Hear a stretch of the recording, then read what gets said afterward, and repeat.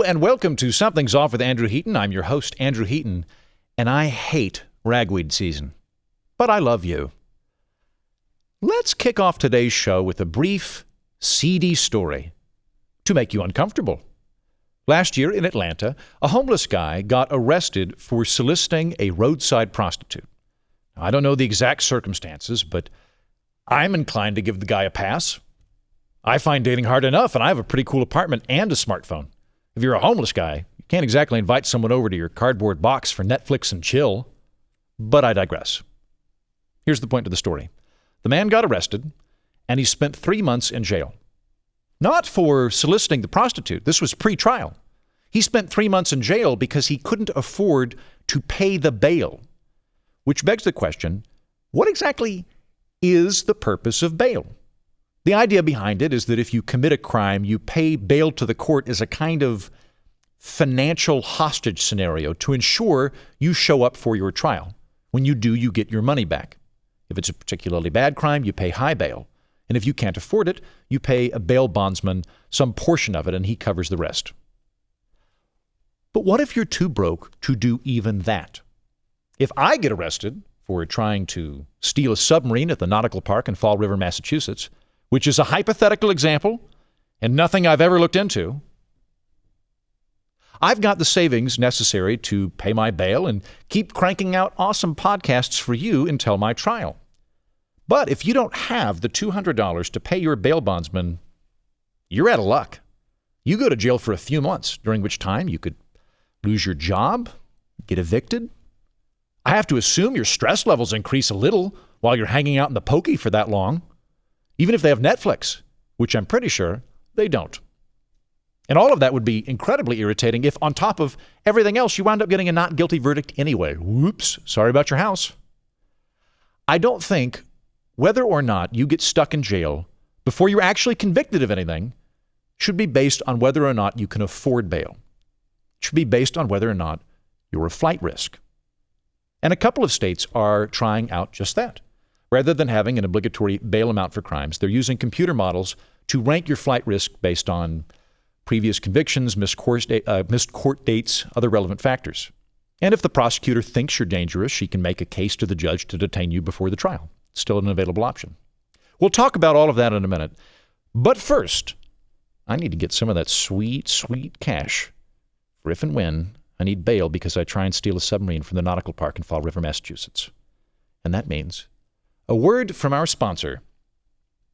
Something's Off with Andrew Heaton is brought to you by Formal Plumbers, the best-dressed plumbers on the market, which is the metric by which all sane people select plumbers. You love your daughter, and while she always looks beautiful, with her hair done up for prom and the form-fitting blue dress, she is quite simply a stunning young woman. Just a few months until she goes off to college. You've spent the entire day playing with Instagram filters so that you can capture her youth and beauty for the family photo album. But when you walk by the bathroom door, you can hear her crying. "Honey," you say, "are you all right?" "I'm fine," she says. But she doesn't sound fine. She sounds like she's crying. By now, you've discovered that a lot of the time when women cry, what they say and what they mean are potentially uncorrelated. "Sweetheart," you press, "are you sure you're okay?" "No," she says. Your instincts were correct. "Darling, what's wrong?" "My life is ruined," she says. "My boyfriend Darren just texted me. He's not going to take me to prom. Earlier today, he became a novice monk at that monastery over in the Jesuit district." "Oh, honey," you say, "I'm so sorry. That happens all the time. Don't let it get you down." "And," she says, "I clogged up the toilet." "Well, we can unclog it." "I'm not sure. I had a big meal, and afterwards I was so upset about Darren taking vows of celibacy that I poured old rusty screws into the drain and then filled it up with cement, and then afterwards I hot glued the seat shut." Ugh. Well, that does sound like a nasty toilet clog. Fortunately, you've got Formal Plumbers on speed dial. In just a few hours, there's a knock at the door. It's a 46-year-old man named Tony, and he's wearing a tux. A professional like Tony makes short work of that superclog, liberating your toilet to normal septic functionality. "Okay, that should do the trick," he says, adjusting his snazzy cufflinks. "Anything else I can do for you?" "There sure is," you say, winking and putting a hand on his shoulder. You glance at your daughter and smile. I need you to go over to the Jesuit district and kill Darren. Nobody makes my daughter cry. Nobody. Wow, good thing for Formal Plumbers, huh? Formal Plumbers offers the very best dressed septic services in the industry. Between black pants with those shiny stripes down the sides, shawl collar tuxedos, and tuck shoes, you can be confident you are getting the snazziest dresser to unclog the hardened fecal deposits occluding your toilet. Did I mention that all of the technicians at Formal Plumbers are wearing real bow ties? That's right. They know how to make your shower quit dripping, and they also know how to tie a bow tie. Just like Winston Churchill. If he'd been a plumber, instead of the Prime Minister of Great Britain from 1940 to 1945, and then again from 1951 to 1955. Formal Plumbers. Fix your crapper with a guy in a tux.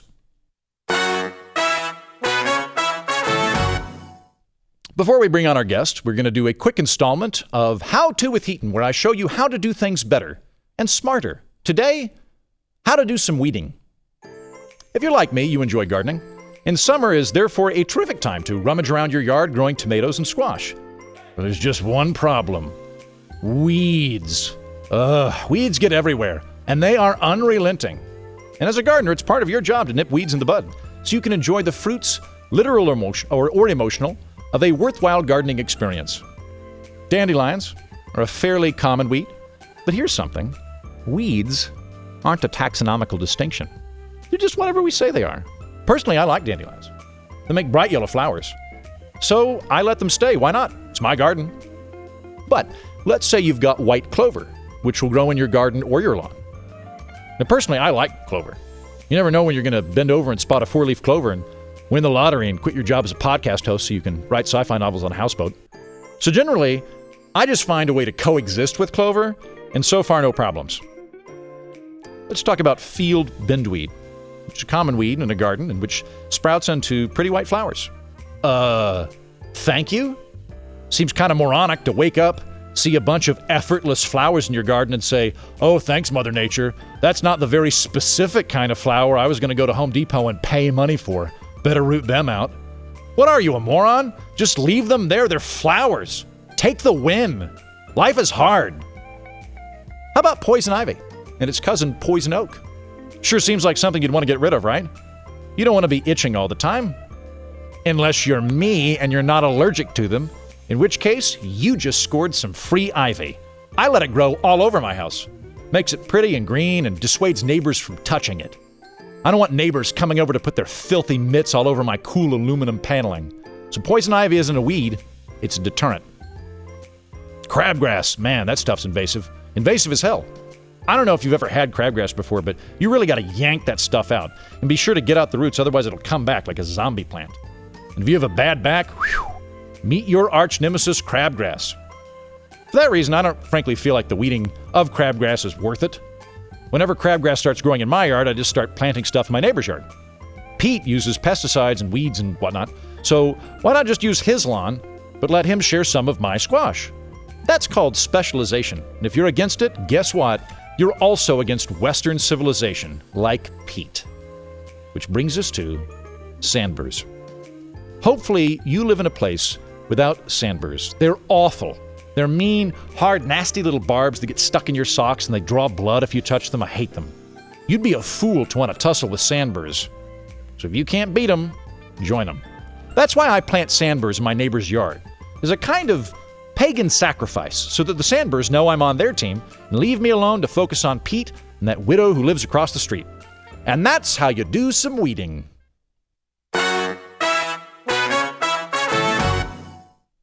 My guest today is Andrea Coleman. She is a New York-based comedian, writer, and lawyer. I found a comedian lawyer. I've been looking for this for a long time. She's been featured on WNYC, the New York Times, and Time Out New York. Andrea, thank you for coming on the show.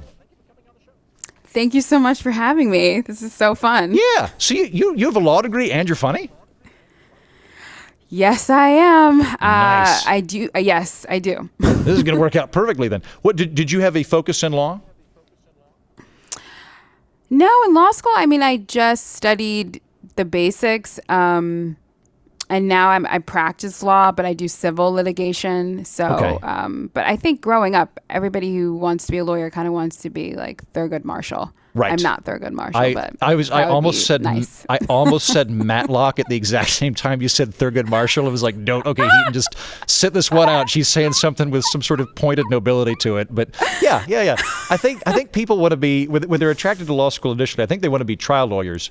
That sounds the most fun. If you're a civil litigation, so you're doing like contracts and things like that, as opposed to the Matlock thing where you're defending clients from going to jail. No, I am a trial attorney. I'm a okay. senior trial attorney. I just do for civil. I don't do criminal work. Gotcha. Okay. So it's, civil is just when someone's trying to get money. Okay. As opposed to put someone in jail. Right. Which I've never been an attorney. I used to work for an attorney though. I had a job when I was in college where I was a legal assistant for a defense attorney, and we had it was a fun and eye-opening job because I thought it was going to be like, oh man, another innocent person who's been maligned by the. No, all of our guys probably did it. It was really just us trying to figure out whether maybe they should get 3 months instead of 8 months. That was pretty much it. But it was an interesting experience.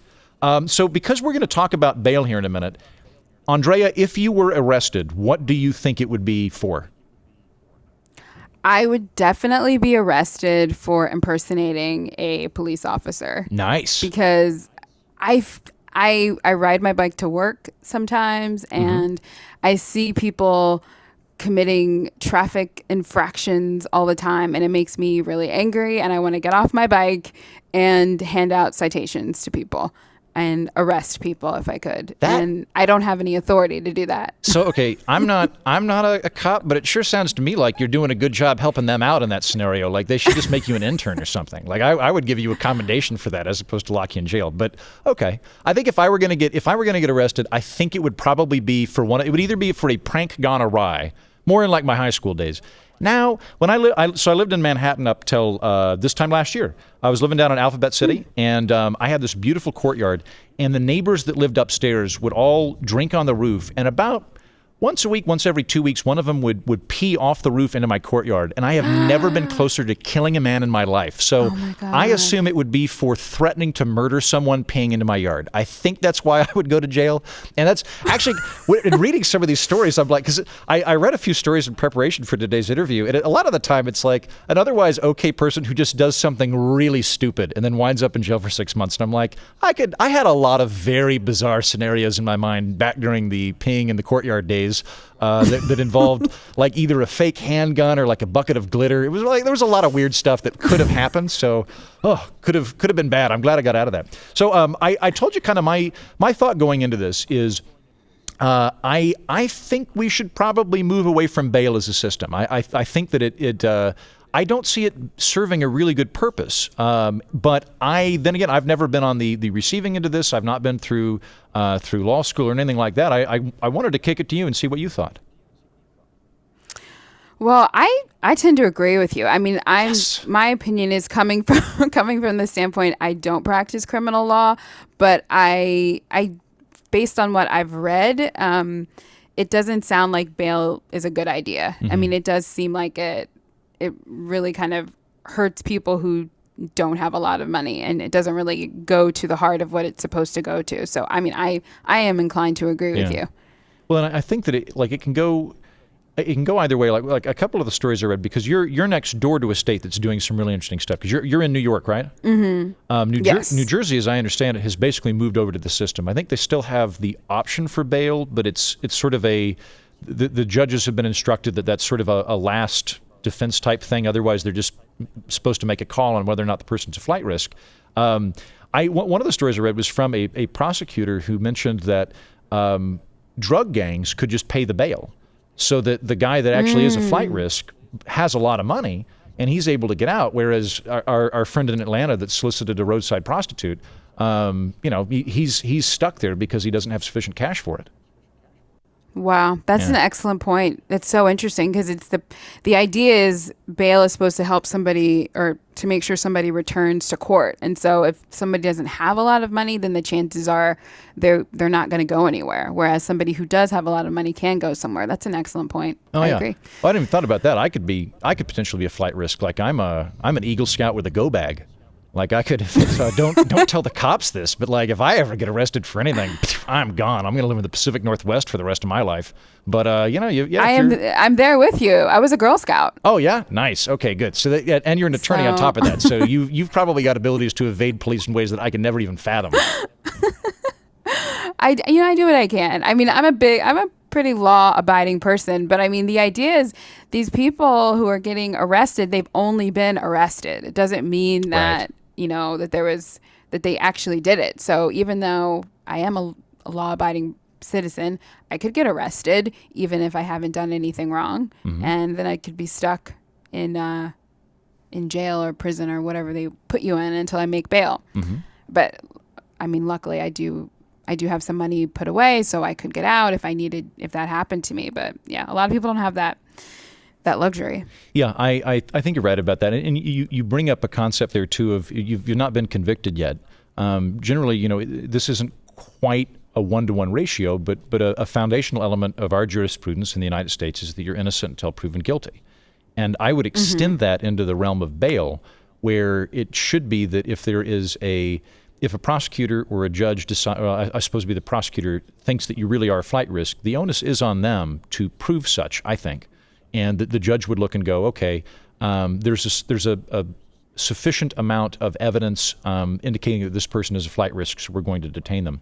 But the current system, where it's really just whether or not you can afford it, from what I can tell, is not one that really functions in sync with that innocent until proven guilty concept. Because again, we are talking pre-trial for all of this. This is never when somebody's been convicted. It's before they've been convicted.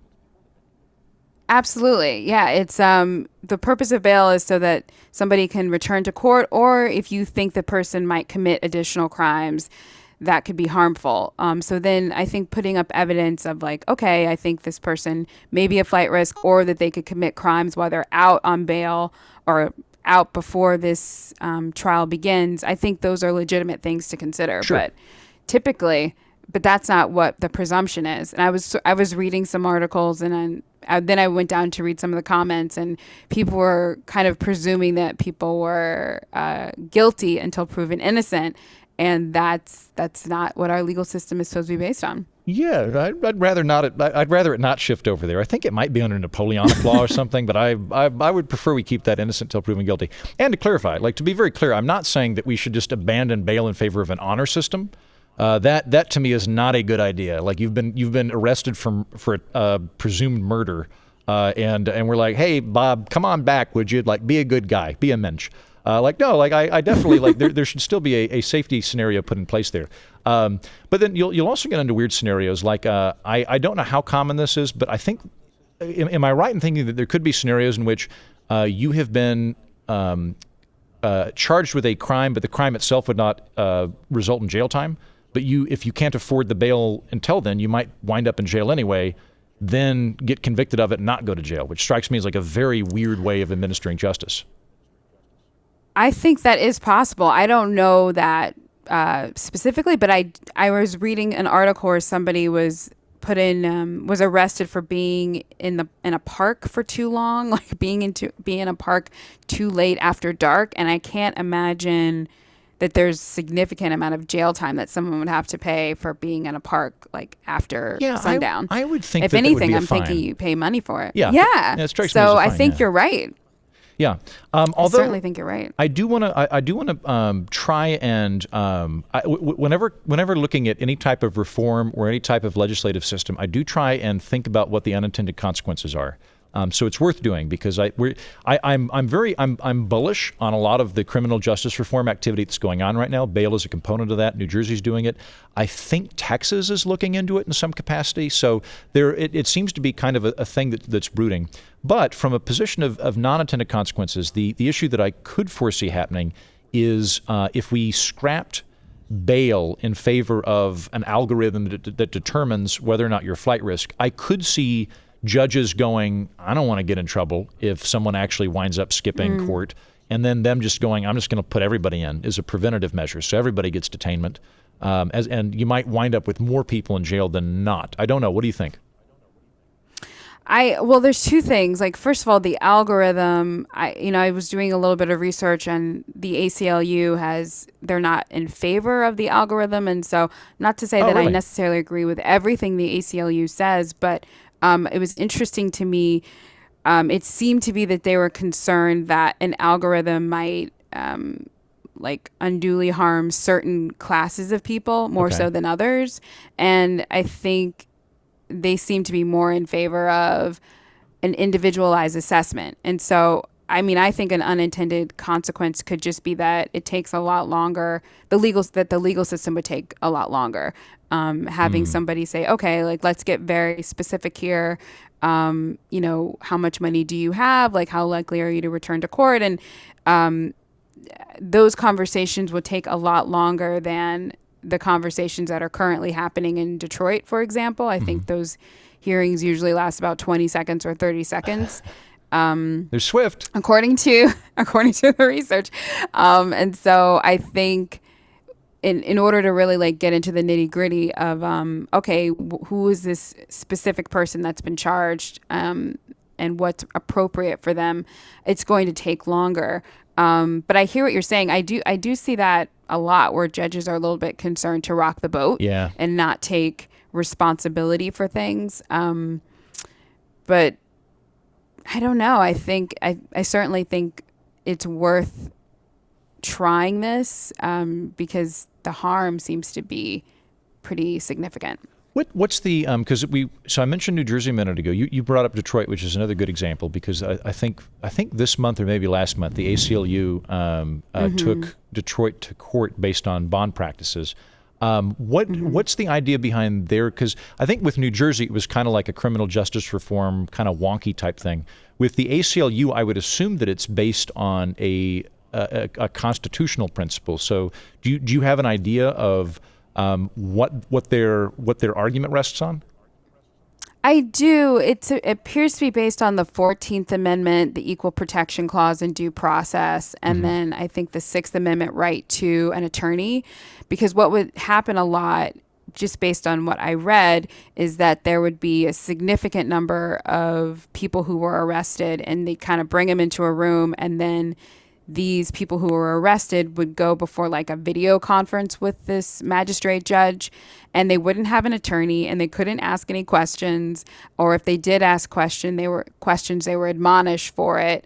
And so they were almost afraid to ask questions and didn't really know what was happening. And there was not an attorney present to tell them what was going on. Okay. And so it would be about 15 or 20 seconds, and the magistrate judge would just make an assessment very quickly. And then I think in one instance, someone asked a question and they said, they shushed them and said, the jail officer will answer any questions you have.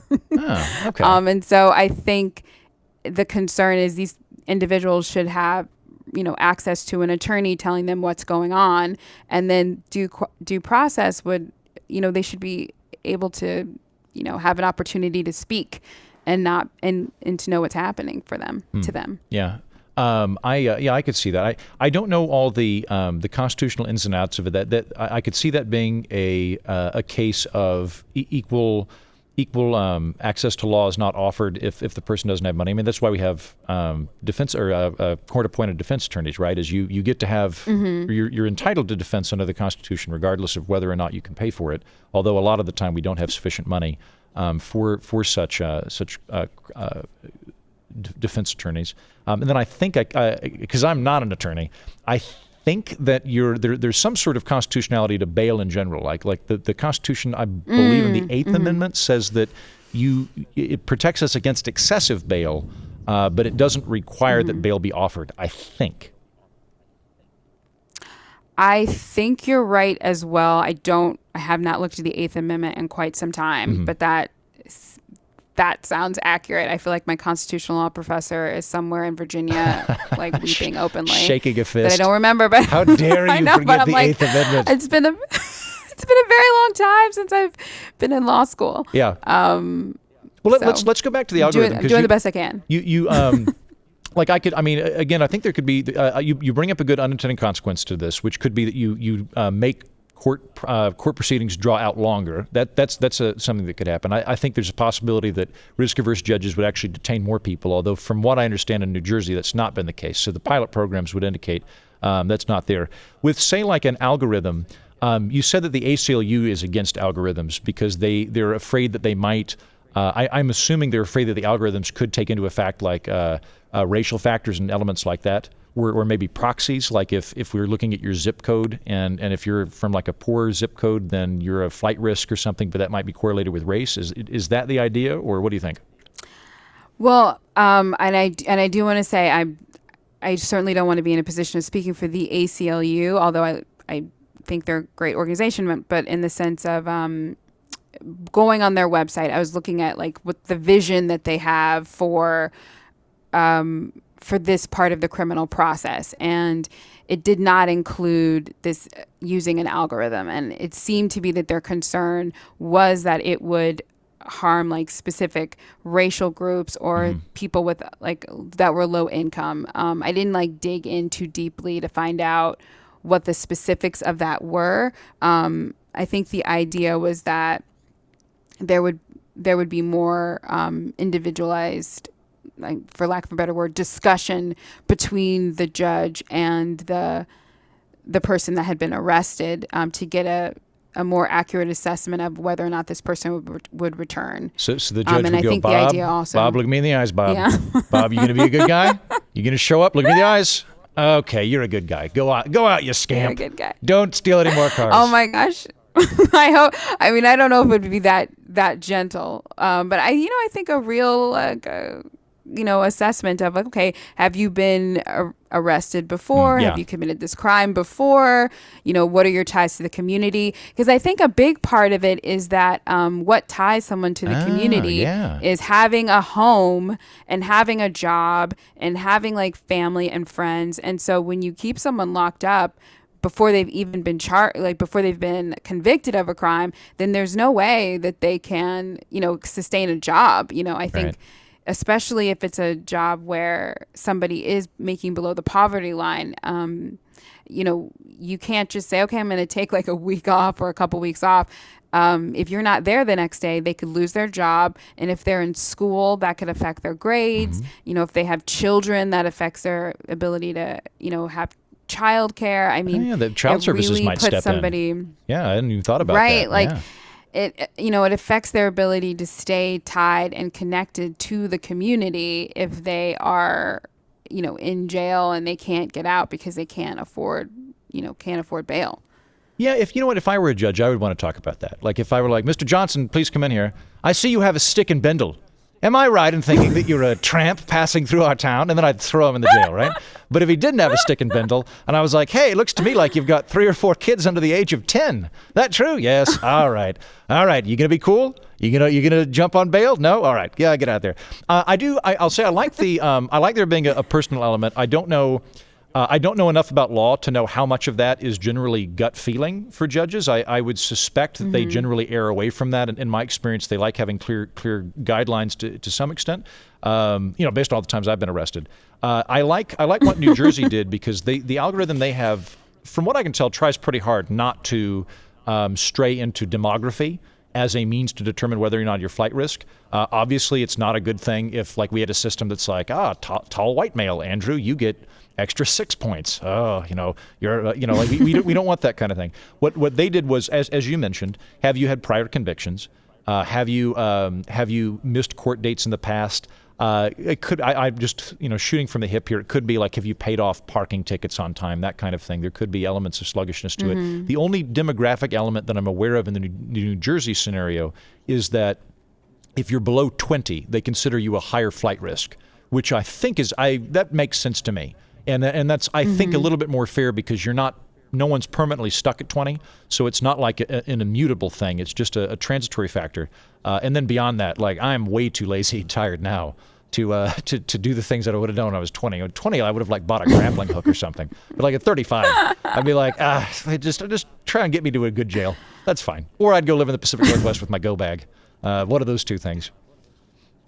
Yeah, the things you've listed, I agree with. I mean, asking some, do you have a job? Are you employed? Are you in school somewhere? And have you been arrested for this particular crime before? I think those are all legitimate things in their objective that you can kind of look at to see, is this person going to return so that we can actually have a trial on this. Yeah, but I think it's great that New Jersey is looking at this. Yeah, props to them. I need to look into see what Texas is doing since I live here. That might be up on like a state ballot or something like that. I feel like California occasionally experiments with this. I don't know whether that's happening on a municipal level or not. It'll be interesting to see what happens with the ACLU suit. But I think that this is something that ought to be part of that general criminal justice reform push. So I'm glad that it's now coming up, and seems to be that parties are reasonably open to it. I think we'll go ahead. Yeah, I was. Go ahead. Oh, I was going to say, I was very excited to see that it did not appear to fall on party lines. It sounded like in New Jersey, everyone was on board that we want this to be a fair system, or at least that's on their face. That's what they were saying. So I was really excited and heartened by that. Yeah, I think this is one of the bright silver linings in the current political climate, is that criminal justice reform is surprisingly bipartisan. The First Step Act that got signed into law by Congress last year was I don't recall who the Democrat was, but it was a Democrat and Republican that signed on to it. You've got I know that the Koch brothers are big on criminal justice reform. You've also got like the ACLU big on criminal justice reform. So there's not really a clearly delineated red team, blue team version of this. I think you've got like kind of old holdouts like the Joe Arpaio's of the world that presumably hate this, but I don't feel like they're emblematic of where everyone in the Republican Party is. And so I'm generally bullish. I think that there's going to be some good stuff. I think we can help not screw up people's lives as we move forward. I think that would be great. Nice. I love that idea.